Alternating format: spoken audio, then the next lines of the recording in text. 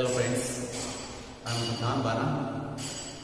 I'm here to teach you English, some topics of grammar, and these will help you in competitive exams and some degree courses also, and in 12th board exams, 10th board exams, and many other age. It will help you. And the topic is tenses.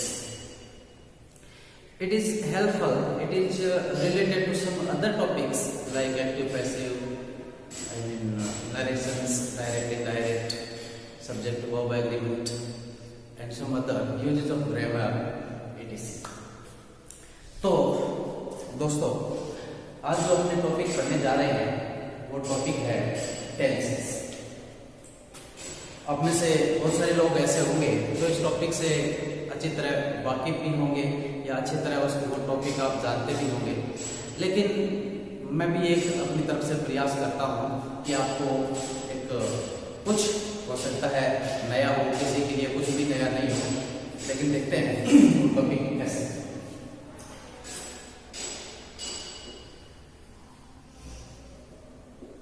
सबसे पहले बात आती है tense होता क्या है, tense कहते किसे। हो सकता है आप में से बहुत सारे लोगों को वो डेफिनेशन पता हो जो मैं यहाँ पर बताने वाला हूँ। हो सकता है आप में से बहुत सारे लोगों के लिए ये डेफिनेशन नहीं हो, लेकिन एक प्रयास करते हैं वो क्या है। टेंस किसे कहते हैं? टेंस कहते हैं कि यूजिंग द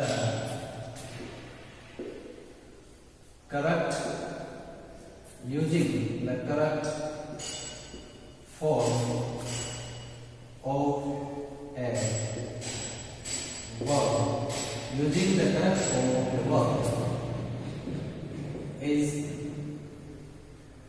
called tense. क्रिया का सही रूप में प्रयोग किया जाना टेंस कहलाता है। ये एक डेफिनेशन है टेंस की। अब ये टॉपिक बहुत सारे, जैसे मैंने पहले बताया आपको, बहुत सारे ऐसे अन्य ग्रामर के टॉपिक है जिसमें ये बहुत महत्वपूर्ण रोल अदा करता है। मेरे हिसाब से ये टॉपिक पहले पढ़ा जाना चाहिए। अलग अलग टीचर्स जो हैं, अलग अलग लोग हैं, वो अपने हिसाब से कुछ टॉपिक ये बहुत डिटेल पढ़ाते हैं, कुछ बीच में पढ़ाते हैं, कोई किसी टॉपिक से शुरुआत लेते हैं। लेकिन मैं पर्सनली, मेरा मानना ये है कि हमें सबसे पहले इस टॉपिक से शुरुआत लेनी चाहिए, इसके बाद अन्य जो ग्रामर के टॉपिक है वहां पर अपने को चलना चाहिए। तो डेफिनेशन है अपनी, using the correct form of a verb is called tense. Tense हम उसे कहते हैं, कैसे कहते हैं कि क्रिया का सही रूप में प्रयोग किया जाना टेंस कहलाता है। अब देखिए बात करते हैं क्रिया के रूप की बात करें या फॉर्म्स ऑफ वर्ब की बात करें, तो फॉर्म्स ऑफ वर्ब कितनी होती है या कौन सी होती है? Forms of verb forms होती हैं 5। वो कौन सी 5 verb form होती है देखते हैं। जैसे मैं एग्जाम्पल के रूप में एक वर्ब लेता हूं, जैसे हमने कह दिया गो, went, go,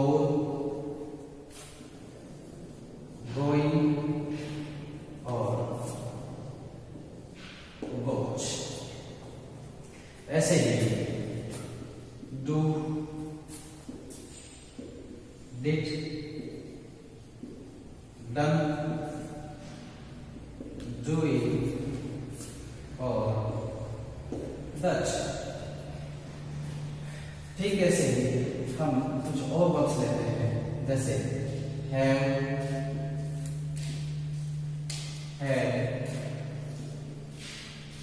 had, having,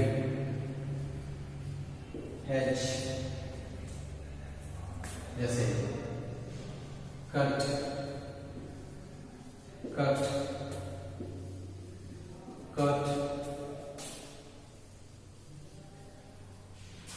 cutting,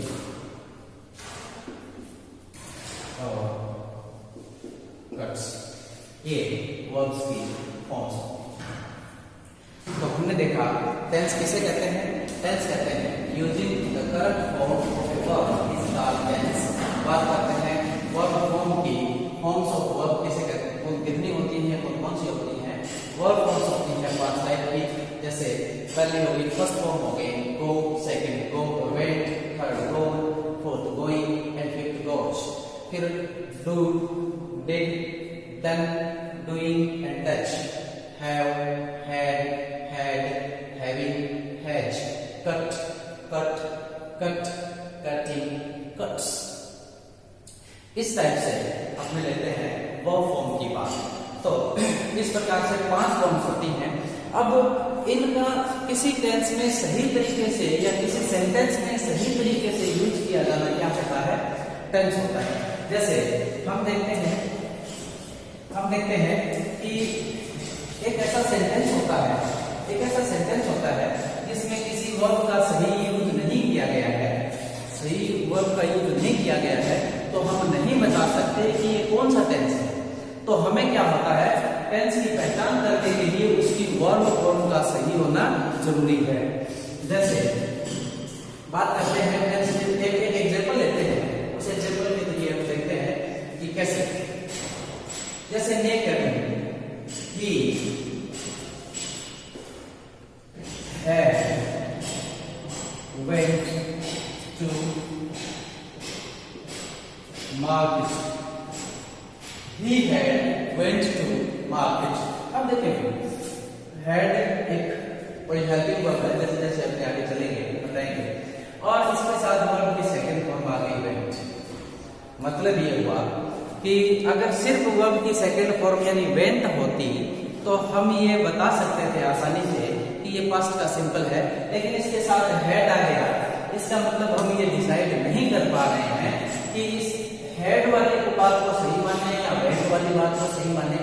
इन दोनों के साथ हेड के साथ अगर बोन होता यानी वर्ब की थर्ड फॉर्म होती तब हम आसानी से बता पाते कि ये टेंस कौन सा है।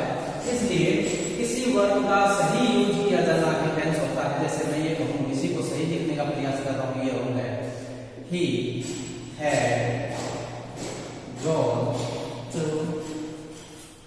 market, he had gone to market। अब हम बता सकते हैं आसानी से कि ये पास्ट का परफेक्ट है। इसीलिए मैंने कहा कि किसी टेंस हम उसे कहते हैं जब किसी में वर्ब की सही फॉर्म का प्रयोग किया गया हो, उसे हम क्या कहते हैं, टेंस कहते हैं।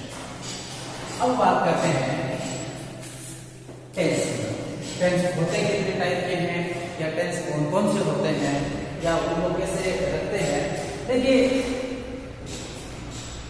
टेंस की और गहराई में जाएंगे तो वो बात अलग होगा।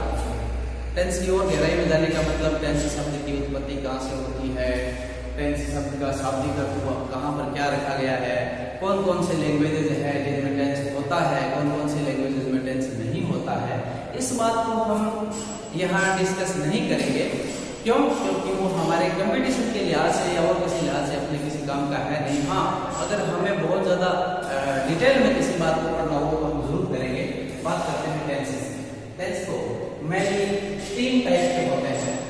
टेंस मेनली 3 टाइप के होते हैं। वो कौन कौन से देखते हैं।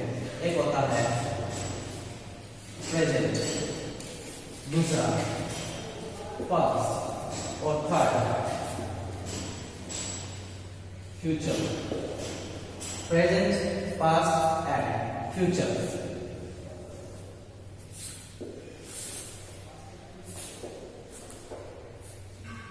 Present, past and future. एक चीज और, अब इन तीनों को एक ही प्रकार के नाम है, उन 4 भागों में बांटा गया। देखते हैं कैसे। एक हो गया इंडेफिनिट, एक हो गया इंडेफिनिट,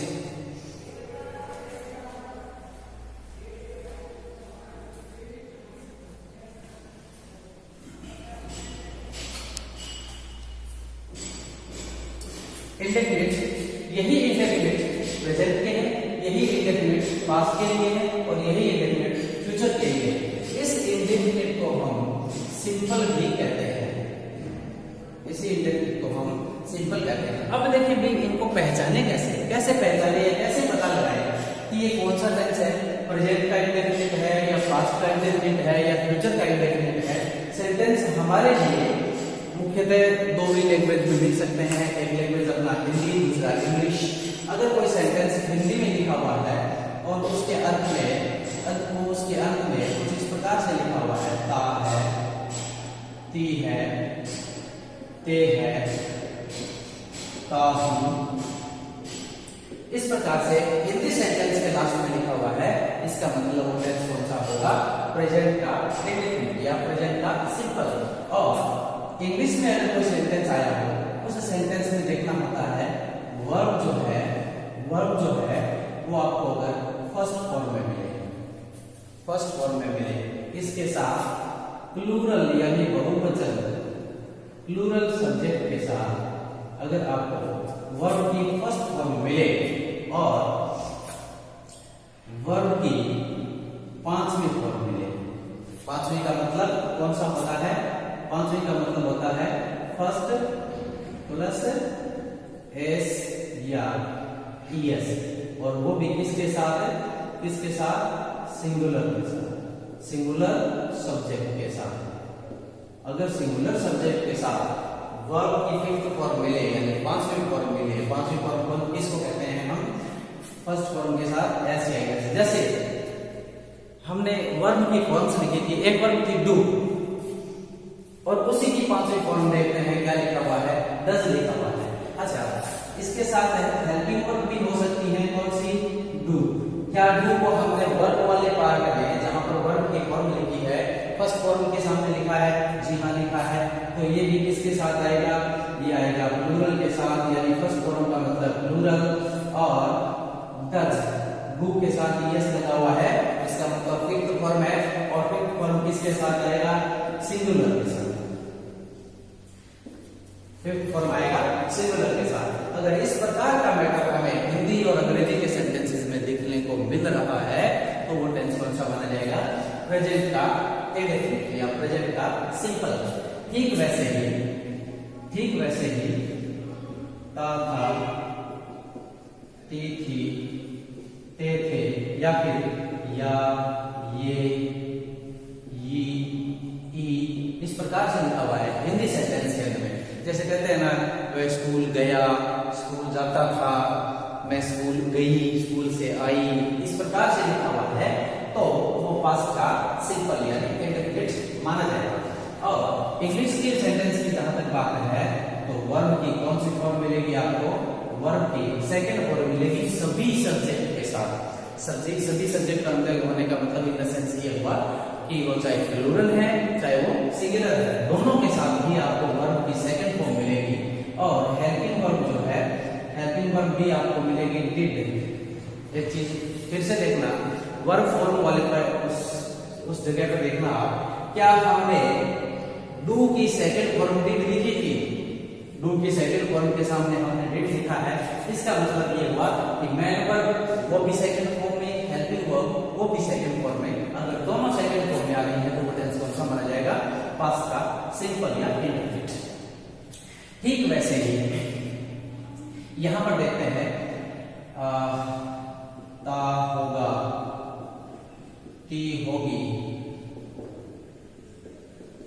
ते होंगे, कुछ इस प्रकार से लिखा हुआ हो, या गा, ये, या इस प्रकार से लिखा हुआ हो, तो वो टेंस कौन सा माना जाएगा, फ्यूचर का सिंपल या फ्यूचर का इंडेफिनिट। और देखें क्या होता है, वर्ब जो है वो फर्स्ट फॉर्म में मिलेगी। फर्स्ट फॉर्म में वर्ब जो है वो आपको फर्स्ट फॉर्म में मिलेगी, और हेल्पिंग वर्ब जो है वो आपको शैल और विल देखने को मिलेगी। शैल का प्रयोग हम आई तथा वी सब्जेक्ट के साथ करते हैं, और बाकी जितने होते हैं उन सभी के साथ हम विल का प्रयोग करते हैं। एक चीज अलग दूसरी है वो मैं आपको बताना चाह रहा हूं, वो ये है, कुछ लोग इस बात पर भी चर्चा करते हैं कि टेंस दो प्रकार के ही होते हैं भैया, तीन प्रकार के होते ही नहीं है। वो क्यों कहते हैं, एक दूसरी डेफिनेशन है। वो डेफिनेशन कौन सी है देखें आप, वो डेफिनेशन ये है, कुछ लोगों का कहना है कि टेंस हम उसे कहते हैं जिसकी खुद की स्वतंत्र हेल्पिंग वर्ब होती हो, जिसकी खुद की स्वतंत्र हेल्पिंग वर्ब होती हो। जैसे इसमें डू और डज है, डू और डज हेल्पिंग वर्ब दूसरे किसी टेंस की नहीं हो सकती। जैसे डिड है तो डिड भी पास्ट सिंपल के सिवाय दूसरे किसी सेंटेंस किसी टेंस की हेल्पिंग वर्ब नहीं हो सकती। लेकिन यहाँ पर शैल और विल है, ये दूसरे आने वाले और टेंसेस की और भी टेंसेस की हेल्पिंग वर्ब होगी। और ये हेल्पिंग वर्ब होने के साथ साथ इन्हें हम मॉडल भी कहते हैं, इन्हें हम मॉडल ऑक्सिलरी भी कहते हैं। तो इसलिए ये हुआ कि ये हेल्पिंग वर्ब होने के साथ साथ मॉडल हुए। मॉडल होने के कारण हम इनको स्वतंत्र हेल्पिंग वर्ब नहीं कह सकते। जब स्वतंत्र हेल्पिंग वर्ब इसको नहीं कह सकते तो कुछ लोगों का कहना ये हुआ कि टेंस भैया प्रेजेंट और पास्ट दो ही क्लियर है। इसके बाद अगला आता है अपना कंटिन्यूअस। कंटिन्यूअस में क्या होता है? कंटिन्यूअस में रहा है, रही है, रहे हैं, रहा हूं, इस प्रकार से हिंदी सेंटेंस लिखे हुए हैं। और हिंदी में इस प्रकार से सेंटेंस लिखे हुए हैं तो वो कौन सा टेंस माना जाएगा? प्रेजेंट का कंटिन्यूअस। और क्या होगा? इंग्लिश में वर्ब जो है वो आपको फोर्थ फॉर्म में मिलेगी। फोर्थ फॉर्म होने का मतलब ये हुआ कि फर्स्ट प्लस आईएनजी। और हेल्पिंग वर्ब कौन सी होगी? हेल्पिंग वर्ब जो है वो इज, एम, आर। इसका प्रयोग हम सिंगुलर के साथ करते हैं, इसका प्रयोग हम सिंगुलर के साथ करते हैं। एम का प्रयोग हम आई सब्जेक्ट के साथ करते हैं और आर का प्रयोग हम बाकी जितने प्लूरल बचते हैं उन सभी के साथ करते हैं। फिर से दोहराते हैं, अगर हिंदी सेंटेंस में रहा है, रही है, रहे हैं लिखा हुआ हो, हिंदी सेंटेंस में रहा है, रही है, रहे हैं लिखा हुआ हो तो वो टेंस कौन सा माना जाएगा? प्रेजेंट का कंटिन्यूअस। और इंग्लिश में अगर वर्ब की fourth form in the sense कि फर्स्ट फॉर्म प्लस आईएनजी लिखा हुआ हो, फर्स्ट फॉर्म प्लस आईएनजी लिखा हुआ हो तो वो प्रेजेंट का कंटिन्यूअस माना जाएगा।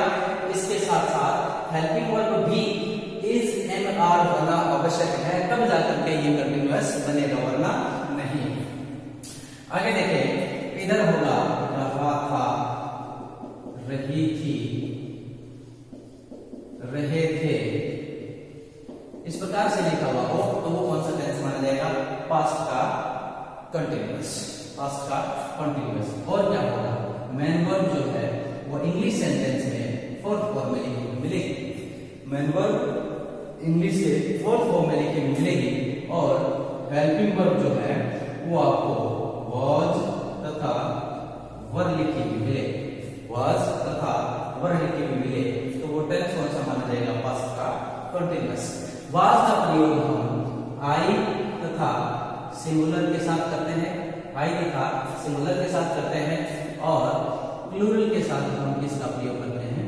वर हेल्पिंग वर्ब का प्रयोग करते हैं। ठीक वैसे ही इधर देखते हैं, रहा होगा, रही होगी, रहे होंगे, इस प्रकार से हिंदी सेंटेंस में लिखा हुआ हो तो वो फ्यूचर का कंटिन्यूअस माना जाएगा। और इसके साथ अगर इंग्लिश में कोई सेंटेंस लिखा हुआ है तो उसमें देखते हैं वर्ब कौन सी फॉर्म में है, वर्ब कौन सी फॉर्म में है।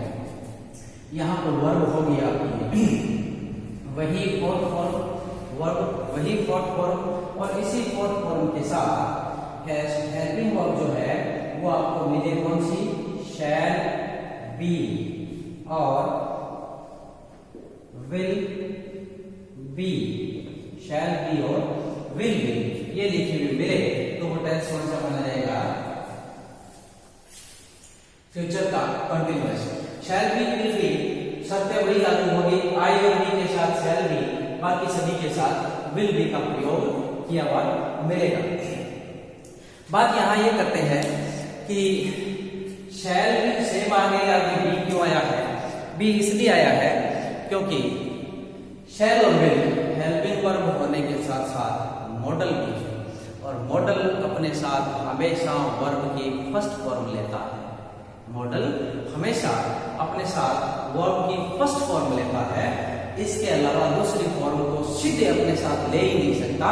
तो हमें बी की आवश्यकता पड़ी, और बी के बाद वर्ब की कोई सी भी फॉर्म लगा दो चलेगा, लेकिन बी जो खुद है वो अपने आप में फर्स्ट फॉर्म होती है। तो मॉडल के बाद फर्स्ट फॉर्म, इसके बाद फोर्थ फॉर्म की जैसे हम बात कर रहे हैं फर्स्ट प्लस आईएनजी वाली फॉर्म लगाए तो वो सेंटेंस सही माना जाएगा। आगे देखते हैं, इसके बाद आता है आपका परफेक्ट। इसके बाद आता है परफेक्ट। तीनों में यही सेम रहेंगे नाम, तीनों के लिए यही सेम नाम रहेंगे, और टेंस है आपका आगे वाला परफेक्ट। परफेक्ट में क्या होता है? परफेक्ट में ये होता है हिंदी सेंटेंस के लास्ट में कुछ इस प्रकार से लिखा हुआ होगा, चुका है, चुकी है, चुके हैं, चुका हूं, इस प्रकार से हिंदी सेंटेंस के लास्ट में लिखा हुआ मिले तो वो टेंस कौन सा माना जाएगा? वो प्रेजेंट का परफेक्ट माना जाएगा। और इंग्लिश में क्या पहचान होती है इसकी? वर्ब जो है वो आपको थर्ड फॉर्म में मिलेगी, वर्ब थर्ड फॉर्म में मिलेगी। और इसके साथ हेल्पिंग वर्ब जो है, देखना, एक मिलेगी आपको हैज और दूसरी मिलेगी आपको हैव। हैज जो अपने आप में पांचवी फॉर्म है हैव की, तो सिंगुलर के साथ रखेंगे, और हैव जो अपने आप में फर्स्ट फॉर्म है तो इसको प्लूरल के साथ रखेंगे। आगे क्या है? इधर होगा चुका है की जगह अपने को चुका था करना है, बस चुका था, चुकी थी, चुके थे, ऐसे। और इंग्लिश में क्या लिखा हुआ मिलेगा आपको? इंग्लिश में लिखा हुआ मिलेगा वर्ब जो है, मेन वर्ब जो है वो भी कौन सी फॉर्म में? थर्ड। और हेल्पिंग वर्ब देखें आप, इसके लिए मिलेगी आपको हैड के साथ थर्ड फॉर्म, हैज और हैव के साथ थर्ड फॉर्म। यहां सिर्फ ये कि हेल्पिंग वर्ब है तो सिंगुलर प्लूरल का कोई झंझट ही नहीं है, सभी के साथ हेड आएगा। आगे चलते हैं, वो ये है इधर चुका होगा, चुकी होगी, चुके होंगे, इस प्रकार से इंग्लिश में लिखा हो, सॉरी हिंदी में लिखा हुआ हो, और इंग्लिश में कैसे लिखा हुआ होगा? वर्ब जो है वो आपको थर्ड फॉर्म में लिखी हुई मिले। एक चीज नोट करना, तीनों टेंसेस में वर्ब जो है वो थर्ड फॉर्म में है, इसका मतलब परफेक्ट का मतलब थर्ड फॉर्म। और हेल्पिंग वर्ब जो है वो आपको मिलेगी यहाँ पर शैल, हैव और विल हैव, शैल हैव और विल हैव। देखना, शैल के साथ आगे वर्ब की थर्ड फॉर्म लगानी थी, अगर लगा तो बी के साथ भी सकते हैं, लेकिन शैल के बाद अगर बी आती तो फिर दोनों की कंटिन्यूअस वाले की और परफेक्ट वाले की हेल्पिंग वर्ब है वो अपने को मिक्स कर जाती या कंफ्यूज कर जाती। इसलिए यहाँ पर थोड़ा सा बदलाव किया, वो ये किया कि शैल के साथ हमने हैव लगाया, और हैव के साथ थर्ड फॉर्म आने में कोई दिक्कत नहीं है। हैव अपने आप में कौन सी फॉर्म है? First form. हैव खुद अपने आप में फर्स्ट फॉर्म है जो कि मॉडल के साथ आ सकती है। हैव के तुरंत बाद वर्ब की थर्ड फॉर्म लगाने में कोई हर्ज नहीं है, और हैव अपने आप में फर्स्ट फॉर्म है जो मैंने आपको पहले भी बताया। इसके बाद शर्तें याद रखनी वही लागू होंगी, आई और बी के साथ शैल, बाकी सभी के साथ विल। परफेक्ट कंटीन्यूअस, इसके बाद आता है परफेक्ट कंटीन्यूअस। परफेक्ट कंटीन्यूअस में क्या होता है? परफेक्ट कंटीन्यूअस में ये होता है कि हिंदी सेंटेंस में से रहा है, यानी समय के साथ ये रहा है, रही है, से रहा है, से रही है, से रहा हूं, कुछ इस प्रकार से। कैसे?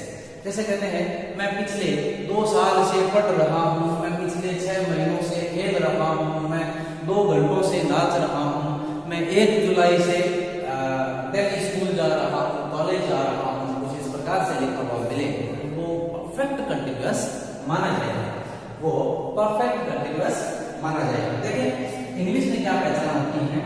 देखिए इंग्लिश में इसकी पहचान ये होती है कि वर्ब जो है वो आपको मिलेगी फोर्थ फॉर्म में, वर्ब जो है वो आपको फोर्थ फॉर्म में मिलेगी। फोर्थ फॉर्म कौन सी होती है? फर्स्ट प्लस आईएनजी, ये फोर्थ फॉर्म हुई। और इसके साथ हेल्पिंग वर्ब जो है, हेल्पिंग वर्ब मिलेगी आपको हैज बीन और हैव बीन, हैज बीन और हैव बीन। इसके साथ आपको एडवर्ब मिलेगी सिंस और फॉर। वैसे ही यहां देखें आप, ठीक वैसे ही यहां देखें, से रहा था, से रही थी, से रहे थे, इस प्रकार से हिंदी सेंटेंस लिखा हुआ मिले तो वो कौन सा टेंस माना जाएगा? पास्ट का परफेक्ट कंटीन्यूअस।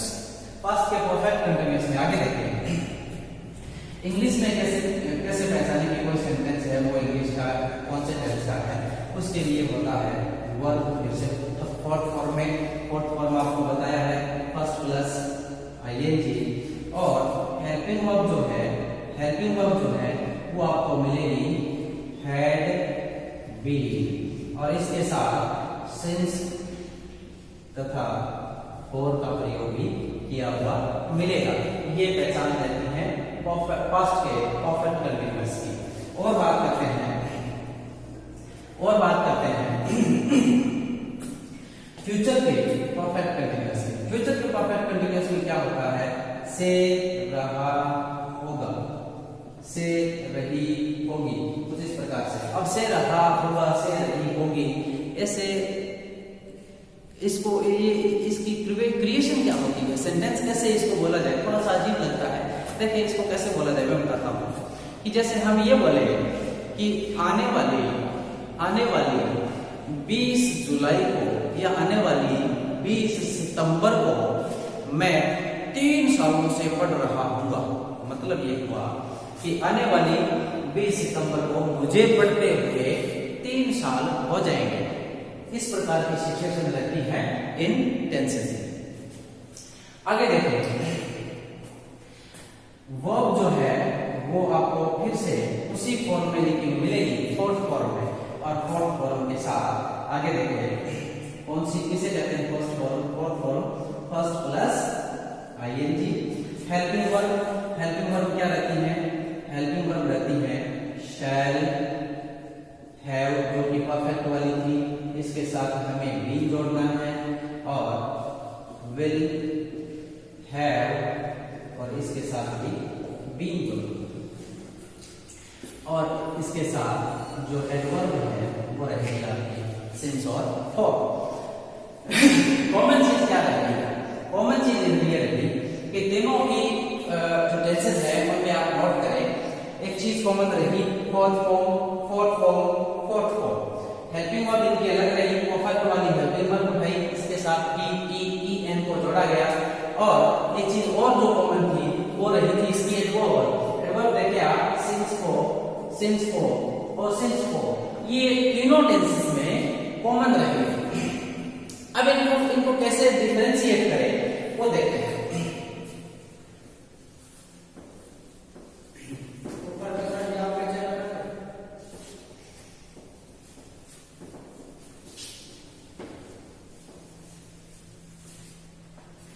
चीज देखते हैं कैसे।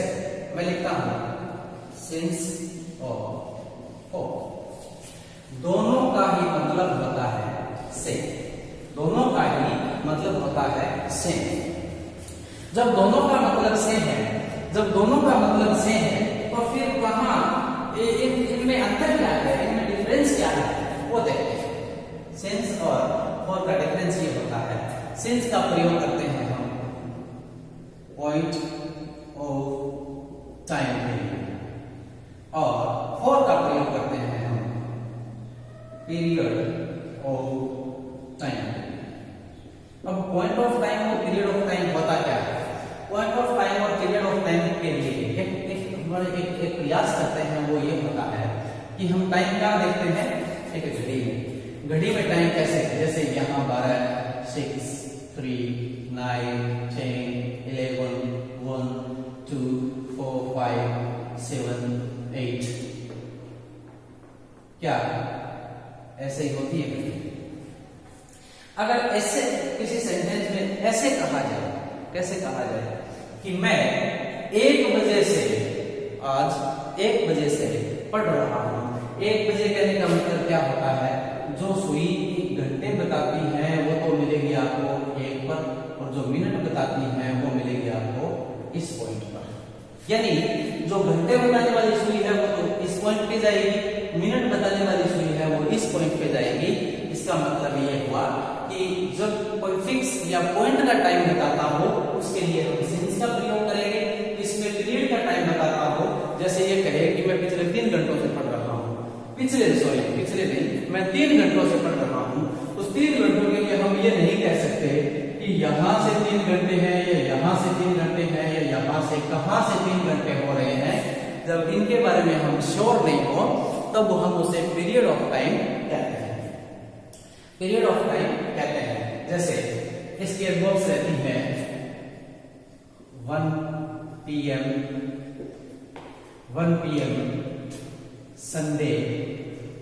संडे पॉइंट ऑफ टाइम कैसे हुआ, कोई ये पूछे। संडे पॉइंट ऑफ टाइम ऐसे हुआ कि सैटरडे की मिडनाइट में जब सुइयां इस प्रकार कहां से क्रॉस करती है, ये कब टाइम बदलता है, तो हमें पता है ये 11:59 पर ये जो 12 बज जाते हैं उसके तुरंत बाद जो समय शुरू होता है 00 होकर के आगे वाले डे का, संडे का शुरू होता है। वैसे ही हम क्या करते हैं, इसको भी पॉइंट ऑफ टाइम में रखते हैं। इसी प्रकार 1 सितंबर ये भी एक पॉइंट ऑफ टाइम है। इसी प्रकार 1999 ये भी पॉइंट ऑफ टाइम है। और इसमें और क्या होता है, पीरियड ऑफ टाइम की बात करते हैं। पीरियड ऑफ टाइम में लिखा हुआ होता है 2 आवर्स 2 घंटे, 3 डेज 3 दिन, 5 मंथ्स 5 महीने, नहीं पता कौन से, 10 years हमें नहीं पता कौन से। लेकिन इस प्रकार के एडवर्ब के लिए हम क्या करेंगे, फॉर का प्रयोग। इस प्रकार के एडवर्ब के लिए हम करेंगे सिंस का प्रयोग। लेकिन एक चीज और, अगर किसी सेंटेंस में लास्ट प्लस इनमें से कोई भी हो, यानी पीरियड ऑफ टाइम की एडवर्ब हो, पीरियड ऑफ टाइम की, तो हम लास्ट लगने के बाद वो सिंस हो जाता है। लास्ट लगने के बाद पीरियड ऑफ टाइम, जैसे लास्ट 2 आवर्स, इसका मतलब पिछले 2 घंटे। पिछले 2 घंटे होने का मतलब हम अभी का समय देखते हैं, अभी के समय के हिसाब से हम पीछे 2 घंटे का समय देख लेते हैं कि ये 2 घंटे कब से शुरू हुए थे। इसलिए ये क्या हो जाता है, सिंस की एडवर्ब बन जाती है। लेकिन एक चीज और नोट करने वाली है, सिर्फ लास्ट से काम नहीं होता। अगर लास्ट से पहले क्या लिखा हुआ हो, प्लस लास्ट प्लस एडवर्ब है जो पीरियड ऑफ टाइम की हो, पीरियड ऑफ टाइम की एडवर्ब हो, तो उसके लिए फॉर ही लगता है पीरियड ऑफ टाइम के लिए। यानी लास्ट से पहले अगर द लिखा हुआ है तो वो फॉर का ही यूज करेंगे हम उधर, और लास्ट से पहले कोई द का प्रयोग नहीं हुआ है तब हम उसके लिए सिंस का प्रयोग करेंगे। तो आज के लिए पर्याप्त है, आज के लिए इतना ही। इससे आगे सेंटेंस को किस प्रकार से फॉर्मेशन करना है, सेंटेंस को किस प्रकार से बनाना है, किस प्रकार से हिंदी से इंग्लिश और इंग्लिश से हिंदी में चेंज करना है, फिर उसके बाद आगे आने वाली क्लास में हम किस प्रकार से वर्ब का सही यूज करना है, कौन सी एडवर्ब्स होती हैं जिनसे हम पहचान पाते हैं कि कौन सा टेंस कब है, कौन सा टेंस कहाँ यूज करेंगे। इतना आज के लिए इतना ही। नमस्कार। अगले क्लास के लिए आप रेडी रहिए। चैनल को लाइक करें, शेयर करें, सब्सक्राइब करें।